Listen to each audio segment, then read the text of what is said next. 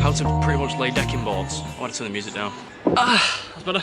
So I have mentioned this in a previous video when I was doing the treehouse about laying decking boards. So I have mentioned it already. Now, you can either go watch that or you can listen to this method. Now this method is with wedges, so you'll need lots of wedges for this one. Just cut them to whatever size you want. They don't need to be the same, they just need to be a cheese wedge. Once you've got that nailed, you're pretty much 80% of the way there. Now if you're wondering how to cut a wedge, well, just watch now. It's quite dangerous. You have to hold the piece of wood very tightly.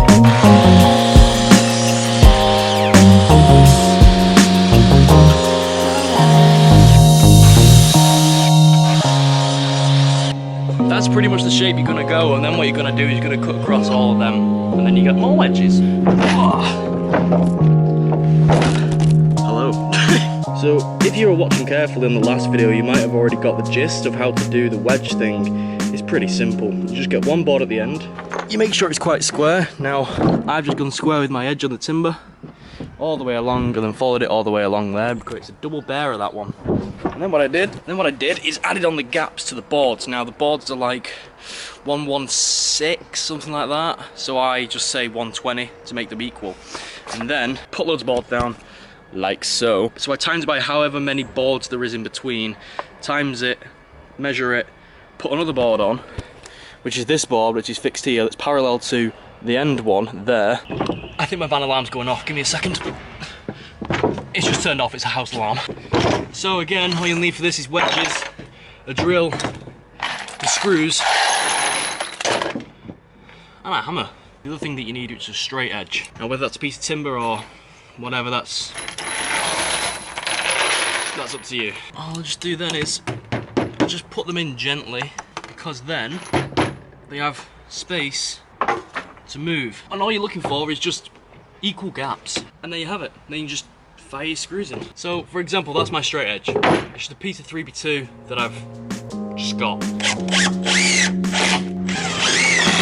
And if you're an apprentice and you're wondering where I learned that tip from, I didn't learn it from an apprenticeship. I just sort of watched and learned from other people that I saw either on YouTube or other joiners that I met. I'd say about 40% of the stuff that I know now, and my technique and the way I do things, I learned by myself, I taught myself. So it's not all about what you get taught in your apprenticeship, it's what you will remember and what you will do, because you'll find your own style, and that's just the same with any job, I guess.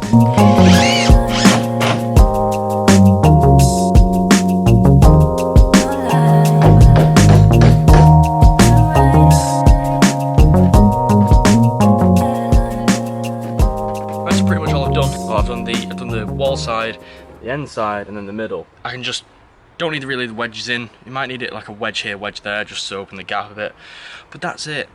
It takes me about, what, 20 minutes to put all these screws in, and I've laid 1, 2, 3, 4, 5, 6, 7, 8, 9, 10, 11. And then with the excess on the end, all that needs is a plunge saw going straight across the end, and it's done. It's so much quicker than just laying a single board every time. So if you're a DIYer and you've got a decking to do, that's a nice top tip.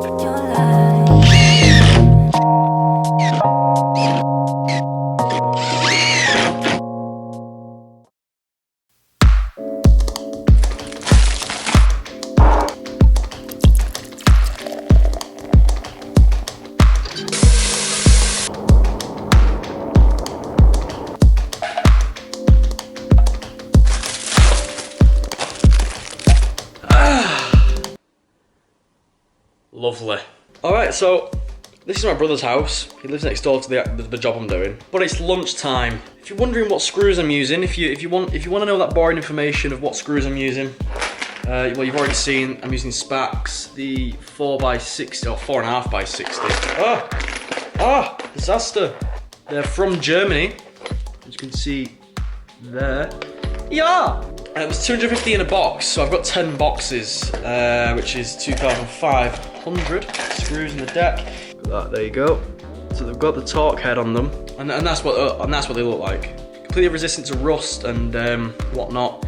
So they're really good screws. So the decking that I'm using as well is actually a redwood, and it's been thermally treated, whatever that means. And that's what gives it its brown colour, I'm assuming. Now, it's the stuff that I used on the treehouse for the cladding, and it's meant to be better than, you know, the just the pressure treated green stuff, which is ugly and horrible. It's treated with like boron and different horrible chemicals. I'm not sure what that's treated with. I know the sawdust is extremely fine and it makes you cough, and it's not great. But I've not been cutting that much, so it's not too bad. So the reason why I use that wood instead of like cedar or composite is, well, it's a good price for the quality it is.